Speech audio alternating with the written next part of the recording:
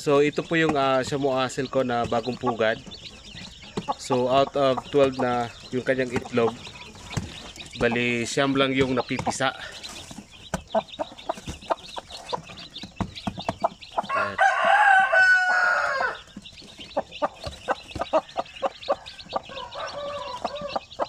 So halos lahat ng Shamu Hazel ko dito ay sold out na po sila lahat.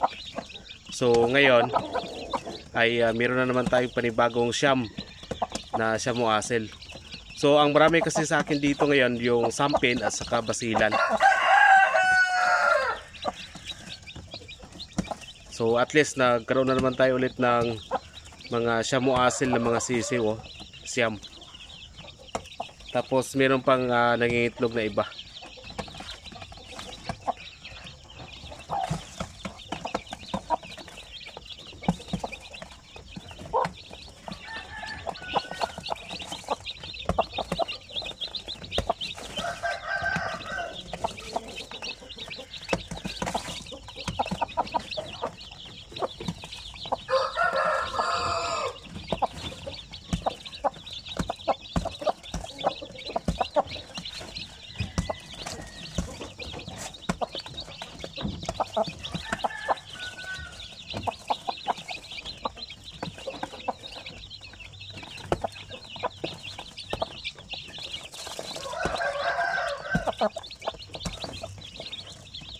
So maya ay ipakita ko sa inyo yung ama nito ng aking Shamu Hazel.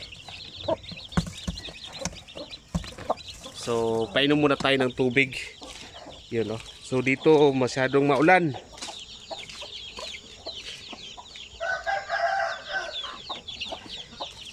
Yan.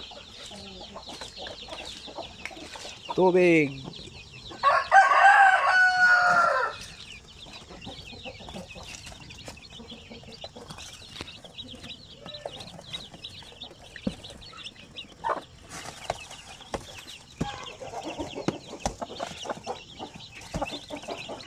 Tapos yun, ipakita ko na lang sa inyo yung yung tandang na ginamit ko dito na Shamu Hazel din, yung nabili ko dati ng 750. Ito yung ginagamit ko na na roaster doon sa ating Shamu Hazel.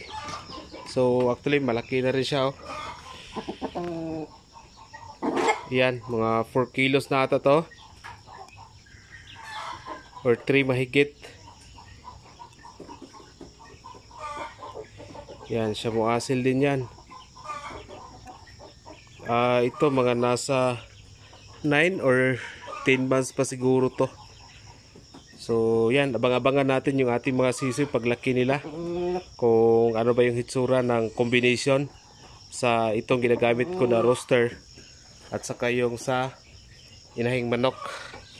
So puntahan natin ulit, ha, yung ating sisiw. Dagdagan siguro natin ng feeds.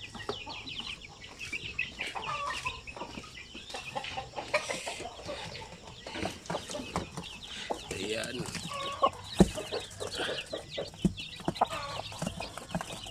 So every time pag may bago tayong pugad ng mga sisiw, after 3 days pa ako magbigay ng atubi o yung vitamins na ginagamit ko.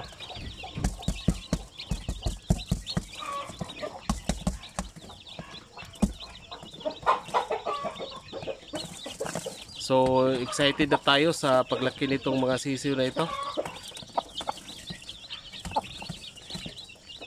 So sa mga nagtatanong pala, by the way, sa kung magkano yung Shamu Hazel natin na 1 month, medyo mahal talaga ito sa sampin, mahal ito sa basilan. Kasi yung iba nakita natin nagbenta 500, 600 yung 1 month old. Pero itong sa atin ay medyo mababa yung ating presyo, nasa 300 pesos lang yung 1 month old. Kung merong bibili, kung wala okay lang din. So yan po. Pero sa basilan natin at sa kasampin, ganun pa rin yung ating presyo. Kapag 1 month old, 150 lang. So ito lang talaga yung mahal.